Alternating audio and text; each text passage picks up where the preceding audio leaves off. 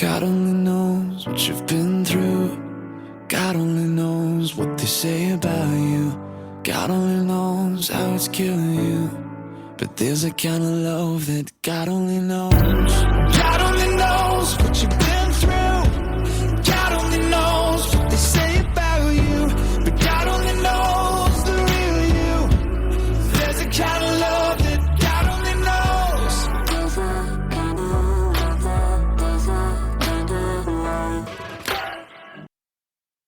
Welcome to Season 2, Episode 1 of Your Journey Is Not Over. My name is Tanya Pearson Randolph. This is my own personal journey, and the expressions and opinions are of my own. I own all the rights to my personal journey and to Your Journey Is Not Over. Neither are to be used, copied, or edited in any way without my consent. Happy New Year, everyone. Again, I want to welcome everyone. If this is your first time tuning in with me, then welcome aboard. Please feel free to go back and listen to Season 1 to understand exactly how my healing journey even began. If you have been listening in and tuning in with me, then welcome back, and thank you for traveling down my yellow brick road, my healing journey with me. I never stop being grateful. I told God before I recorded the very first episode, whoever is meant to hear this will hear this. I have chose to take my pain and my trauma and losses and turn them into power and purpose. To speak out and speak up in the hopes that others will realize there is no shame in our traumas, only lessons on our journey. And of course, to change people's perceptions.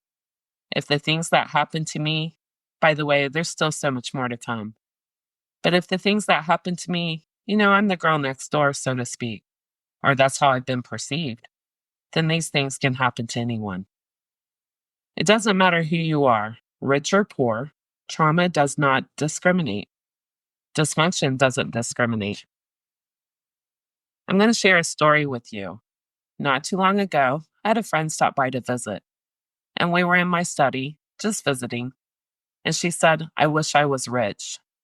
Rich people don't have the issues and the trauma and the dysfunction that we do." Okay, one thing about me that probably irritates my friends is that I always see both sides. So I am in no way the yes girl. I like to challenge people's thought processes, their views, or the way they see things. Give them a totally different perspective. So me being me, I jumped right in, and I disagreed with the fact that rich people don't have our problems or trauma, so to speak. How could they not have trauma? They have housekeepers, cooks, nannies that get paid to care for them, cook for them, clean up after them, and to love them. I'm sure as a child, that is normal to them, as my childhood was normal to me. But we all must reach an age where there comes a time, as did with myself, that everyone realizes the obvious. My childhood was not normal, as I once thought, and the things I experienced weren't love. So the wealthy people, I don't like the phrase rich because I was taught by my grandma that rich could be as simple as food, clothes, shelter, love. So I look at rich completely different than most. I'm rich to have the basic things in life. Simple things define rich to me. So wealthy people definitely experience trauma.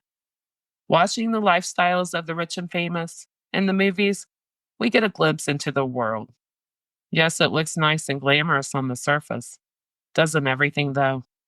But by watching, we see they have a full staff, people that are paid to do a job for them. And we hear about boarding schools and them being catered to for every need, right? Let me break this down. Again, my own way of seeing things. The nannies come and go, so there has to be attachment issues. Realizing they get paid to do for you and essentially love you would be traumatizing within itself.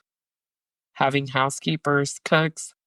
So do they learn how to be self-sufficient, do for themselves, take care of themselves? Their houses, bills, budgets, even simple things as laundry. So to me, that would be traumatizing. Never being taught these things and then thrown out into this big world without basic skills. Boarding schools, all I can think of is abandonment issues. But to them, it's again normal. Most of us middle class people look up to the wealthy, wishing we could be like them, live their life. It's called envy, right? Why is that? The material things, the houses, the cars, the clothes, the lifestyles, never once even thinking about they have trauma and childhood issues, just like everyone else in the world. What's the saying? Money can buy a lot of things, but it can't buy love, time, or experience, or knowledge, or a ticket into the gates of heaven. My point being, because of perception, we as a society envy people for all the wrong reasons. We envy the material things, not the person. Even the most famous self made people had some struggles and setbacks, and I'm quite sure experienced trauma along their journey. It gave them the drive to overcome and achieve whatever they dared to dream, set goals, believe in themselves, probably when no one else did. Again, trauma does not discriminate, no matter gender, race, religion, beliefs. We are all made equal by God Himself, so our trials and our tribulations are part of each individual journey. Before I sign off today, there are a few things that I want to share. The first thing is something I hate to even waste time or energy on, but I feel I need to address it.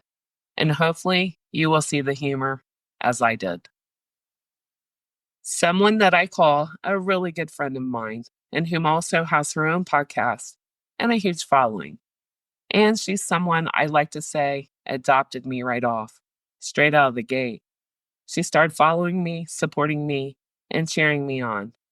And at a pretty quick pace, also became one of my confidants. Well, we did a Zoom call to wish each other happy holidays. And during this call, in which she later said she had to see my face when she told me this news. Again, I'm told my facial expressions and reactions are priceless to some. She's also a lot more high tech and has way more knowledge of technology than I do. So, during this call, she told me that my pictures, my name, is being used on dating sites, escort sites, looking for sugar daddy sites, looking for a millionaire sites. Of course, shock was the first reaction. Who wouldn't be shocked by that, right? But then I laughed so hard I cried. You have to personally know me and my sense of humor to know how funny this really is to me. I am the shyest, most reserved person when it comes to dating. It takes some work and a lot of time, and the word I like to use is chemistry, for me to even meet someone I have known my whole life for dinner, let alone searching online for strangers. And I take pride in the fact that I do work hard for what I have and to pay my own bills. So, no, I'm definitely not in a need for a sugar daddy. Like she said, welcome to having a platform, Tanya. It's when you know you made it, kid. So please do not get scammed. It is in no way, shape, or form me on those sites. And I do not ask for money. The only platforms I have are TikTok, Instagram, Your Journey Is Not Over, Facebook, and Messenger. Also, it's the Facebook of Your Journey Is Not Over that has only my picture on the profile. I do not have access to the other Facebook account. So those are the only ways that I receive or send out messages or communicate with anyone from my platforms. Again, please do not get scammed. And whoever set those up, thank you so much for the humor and the laughs and the free advertisement. I had noticed that my male listeners had increased over the past few months. It doesn't matter how they were led to listen to Your Journey Is Not Over. All that matters is that they are listening. Trauma doesn't discriminate. It's men and women. I turn the bad into the good always. That's how you defeat the devil. God bless. And last but not least, I do want to share something I experienced over the holiday break. It's so precious to me. I stopped at a gas station and it was so random. A quick thought, and then I was turning into the gas station. I didn't need anything, no gas or anything. So I was like, okay, a fountain soda sounds good. So I go in, I'm at the fountain station and I'm getting ice in my cup. I hear a guy's voice say, "How's your brother doing?" I ignored him and I truly thought he was talking to someone else. My brother grew up in my town until 15 years old. Then he went to another city to live with family, graduated from high school, and then went in the army, got out of the army, and moved to Ohio. So, with that being said, this guy stepped next to me and looked at me and said, "Aren't you my brother's last name, little sister? How's your brother?"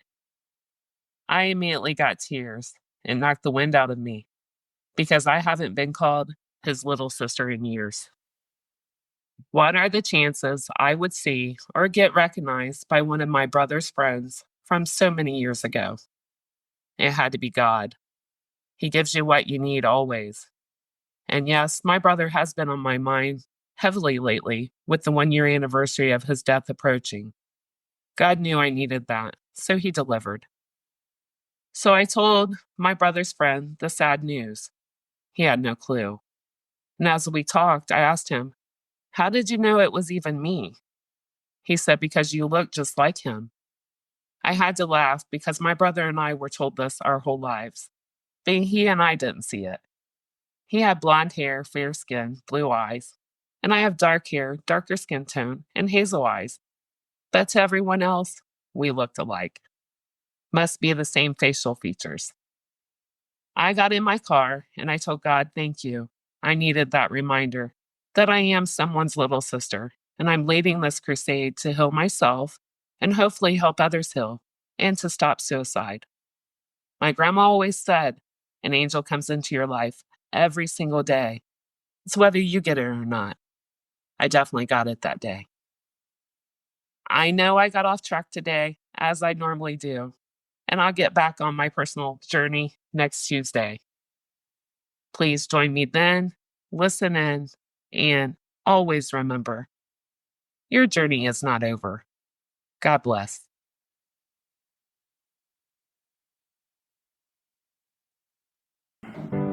God only knows what you've been through. God only knows what they say about you.